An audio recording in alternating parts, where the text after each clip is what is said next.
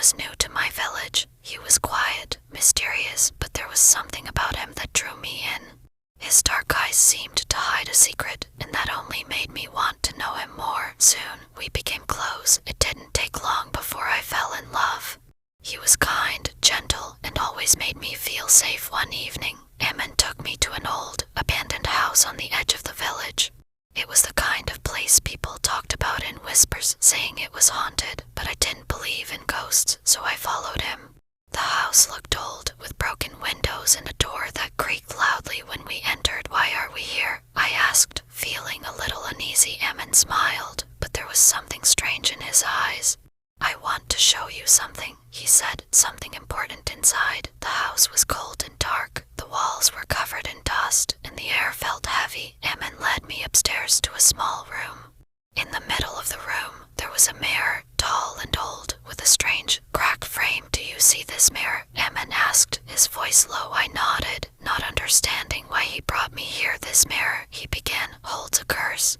My family has been tied to it for years. The spirit inside, it wants someone." I stared at him, confused. "What are you talking about? A curse? A spirit?" Emin's face grew serious. "It's true, Kashi, and the spirit has chosen you." Before I could react, the door slammed shut behind us.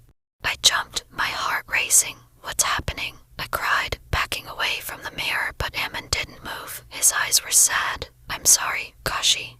I thought I could protect you, but the spirit, it wants you." Suddenly, the mirror began to shimmer, and I saw my reflection change. My face twisted into a cruel, evil smile that didn't belong to me. The reflection's eyes glowed red, and then, without warning, a figure stepped out of the mirror. She was a woman, pale, with long black hair and empty eyes. Her cold gaze locked onto mine, and she whispered, "He promised me your soul." I tried to scream, but no sound came out. I looked at Emin, desperate for him to help, but he just stood there, frozen. The woman came closer, her hand reaching for me. I could feel the air grow colder, her presence like a shadow creeping into my soul. "You are mine now," she hissed. At that moment, I understood. Emin hadn't brought me to this house by accident.